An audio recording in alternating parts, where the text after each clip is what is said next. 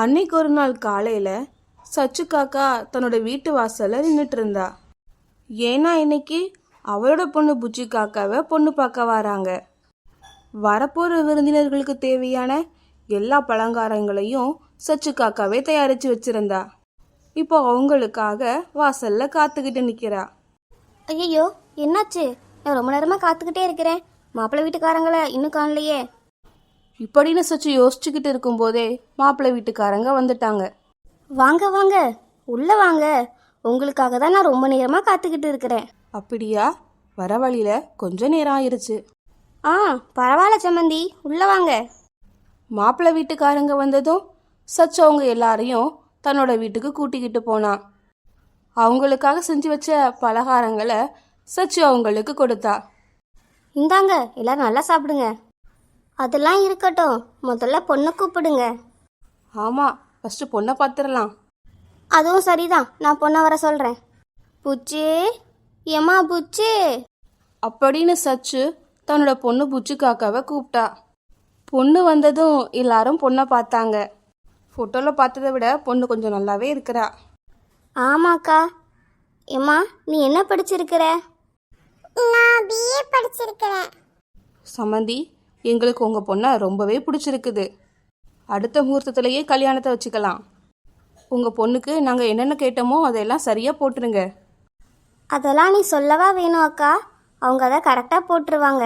இது அவங்க பொண்ணோட கல்யாணம் ஆச்சே. ஆமாம் ஆமாம், நீங்கள் கவலைப்படாதீங்க. மாப்பிள்ளை வீட்டுக்காரங்க போனதும் சச்சு தனியாக உட்காந்து யோசிச்சுக்கிட்டு இருந்தா. ஐயையோ, பொண்ணோட கல்யாணத்துக்காக நிறைய நகை கேட்குறாங்களே. நான் எப்படி இவ்வளோ நகையை சேர்க்க போகிறேன்? இப்படி சச்சு தன் பொண்ணோட கல்யாணத்தை பற்றி யோசிச்சுக்கிட்டு இருந்தா. சச்சுவோட பக்கத்து வீட்டில் சோனுக்குருவி வாழ்ந்துட்டு இருந்துச்சு. சோனுக்குருவிக்கு 5 பெண் குழந்தைங்க இருந்தாங்க.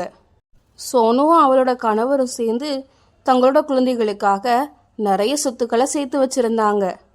சோனு தன்னோட குழந்தைகளுக்காக நிறைய நகைகளை வாங்கி வச்சிருந்தா. அன்னைக்கு ஒரு நாள் சோனுக்குருவியும் அவளோட கணவர் சோமுக்குருவியும் இப்படி பேசிக்கிட்டாங்க. என்னங்க, நம்ம இன்னைக்கு கடைக்கு போயிட்டு வரலாங்க. அப்படியா சோனு? நம்ம என்ன வாங்க போறோம்? தங்கத்தோட விலை இன்னைக்கு குறைஞ்சிருக்குதுங்க. அதனால நம்ம போய் கொஞ்சம் தங்க நகைகளை வாங்கிட்டு வரலாம். அப்படியா சோனு? ஆனா ஏற்கனவே நம்ம கிட்ட நிறைய தங்க நகைகள் இருக்குதே. நமக்கு 5 பெண் குழந்தைகள் இருக்காங்க. அவங்களோட கல்யாணத்துக்கு கண்டிப்பா இந்த தங்க நகைகள் தேவைப்படும். அதனால இப்பவுமே நம்ம வாங்கி சேர்க்கறது ரொம்ப நல்லதுங்க. ஆமா சோனு, நீ சொல்றதும் சரிதான். வா, நம்ம 2 பேரும் கடைக்கு போயிட்டு வரலாம். சரிங்க. சிட்டு, இங்க வா சிட்டு. சொல்லுங்க அம்மா. நானும் அப்பாவும் கடைக்கு போயிட்டு வரோம் சிட்டு. நீ தங்கச்சிகளை பார்த்துக்கோ. சரிம்மா, நான் பார்த்துக்கிறேன். சோமுக்குருவியும் சோனுக்குருவியும் கடைக்கு போன கொஞ்ச நேரத்தில் சோனுவோட வீட்டுக்கு சச்சு வந்தா. சோனு, சோனு. சச்சு இப்படி சோனுக்குருவியை கூப்பிட்டதும் வீட்டுக்குள்ள இருந்து சிட்டு வெளியே வந்தா. வாங்க சச்சு ஆண்டி. அம்மா வெளியே போயிருக்காங்க ஆண்டி. அப்படியா சிட்டு, எங்கே போயிருக்கா? அம்மா தங்க நகைகள் வாங்குறதுக்காக கடைக்கு போயிருக்காங்க. அப்படியா சிட்டு? ஆமா ஆண்டி, எங்க வீட்ல நிறைய தங்க நகை இருக்கு. ஆனாலும் அம்மா திரும்பவும் நகை வாங்க போயிருக்காங்க. ஓ, அப்படியா? நிறைய தங்க நகை இருக்குதா? ஆமா ஆண்டி. சரி சிட்டு, அம்மா வந்தா நான் வந்தேன்னு சொல்லு. சோனுக்குருவியோட வீட்டில இருந்து வந்த சச்சு இப்படி யோசிச்சுக்கிட்டு இருந்தா. இந்த சோனு வீட்டில் இவ்வளோ தங்க நகைகளை வச்சிருக்கிறாளா? நான் தான் கஷ்டப்பட்டு உழைக்கிறேன், ஆனால் என்னால் நகை வாங்கவே முடியலையே. இதில் என் பொண்ணோட கல்யாணத்தை நான் எப்படி நடத்த போகிறேன்? இப்படி சச்சு சோகமாக உட்காந்து யோசிச்சுக்கிட்டு இருந்தா. அப்போ அங்கே அவளோட பொண்ணு புச்சி வந்தா. அம்மா, ஏன் இவ்வளவு சோகமா இருக்கீங்க? உன் கல்யாணத்தை நினச்சி தான் நான் ரொம்ப சோகமாக இருக்கிறேன். உனக்காக நான் நகை எதுவுமே வாங்கி வைக்கல. இப்போ சம்மந்தி வீட்டுக்காரங்க நிறைய நகை கேட்குறாங்க. எனக்கு என்ன பண்ணுறதுனே தெரியல புச்சு. கவலைப்படாதீங்க அம்மா. சரிம்மா, நீ உள்ளே போ, நான் பார்த்துக்கிறேன். புச்சி போனதும் சச்சு இப்படி யோசிச்சா. நான் எப்படி சம்பாதிச்சு என்னோட பொண்ணோட கல்யாணத்தை நடத்த போகிறேனே எனக்கு தெரியலை. அடுத்த நாள் காலையில் பக்கத்து வீட்டில் இருந்த ஜக்குக்கிளியோட வீட்டில் ஒரே சத்தம் கேட்டுச்சு. எல்லாரும் ஜக்குக்கிளியோட வீட்டுக்கு போனாங்க.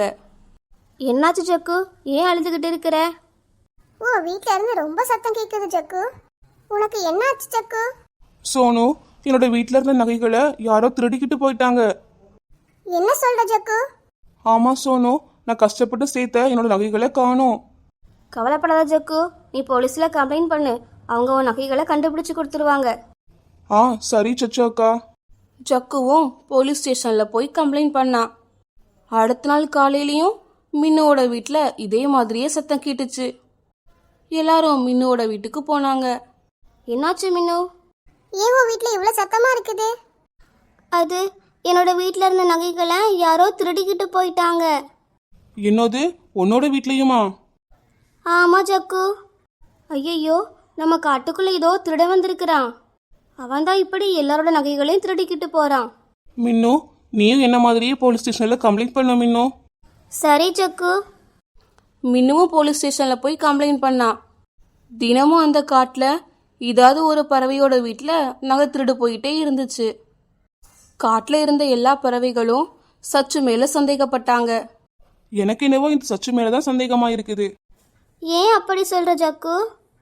ஏன்னா அவங்க தான் அவங்களோட பொண்ணுக்கு கல்யாணம் வச்சிருக்கிறாங்க. ஒருவேளை அவங்க கூட எல்லாரோட நகைகளையும் திருடி இருக்கலாம். ஐயையோ, நான் உங்க நகைகளை எடுக்கல.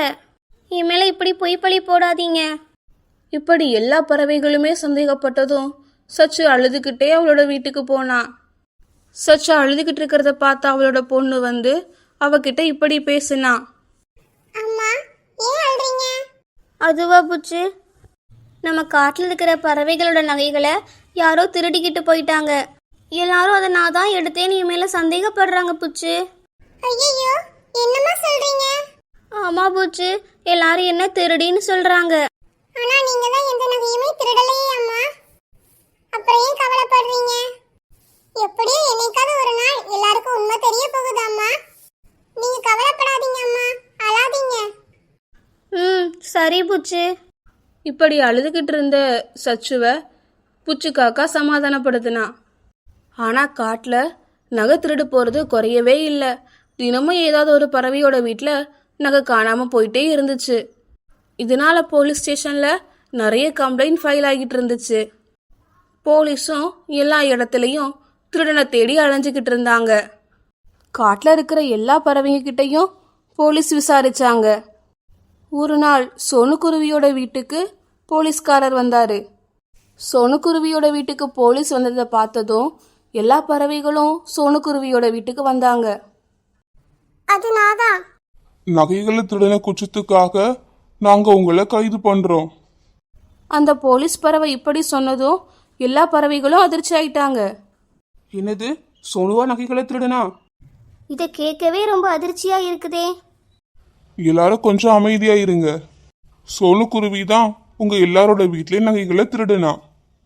இந்த திருட்டுல அவளோட கணவருக்கும் நிறைய பங்கு இருக்குது. இல்ல சார், நான் எந்த திருட்டுமே பண்ணல. பொய் சொல்லாத சோனு, நீயும் உன் கணவரும் சேர்ந்துதான் எல்லா திருட்டையும் பண்ணீங்கன்னு நாங்கள் கண்டுபிடிச்சிட்டோம். போலீஸ் பறவை இப்படி சொன்னதும் சோமுக்குருவி அந்த போலீஸ்காரர்கிட்ட இப்படி சொன்னாரு.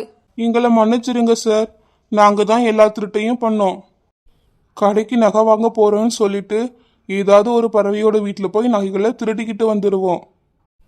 எங்கள் வீட்டில் இருக்கிற எல்லா நகைகளுமே திருட்டு நகைகள் தான். ஆமா சார், எங்களை மன்னிச்சிருங்க.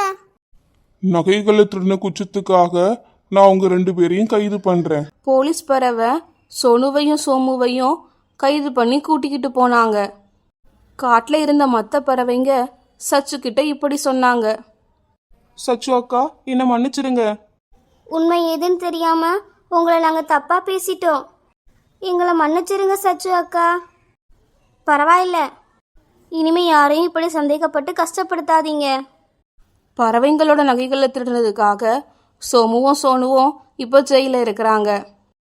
சச்சு கஷ்டப்பட்டு உழைச்சி தன் பொண்ணோட கல்யாணத்தை ரொம்ப நல்லபடியாக நடத்தினா. இப்போ காட்டில் இருக்கிற எல்லா பறவைகளும் ரொம்ப சந்தோஷமாக வாழ்ந்துட்டு இருக்காங்க. ஹாய் ஃப்ரெண்ட்ஸ், எல்லாரும் எப்படி இருக்கீங்க? இந்த வீடியோ எப்படி இருந்துன்னு கமெண்ட்ல சொல்லுங்க ஃப்ரெண்ட்ஸ்.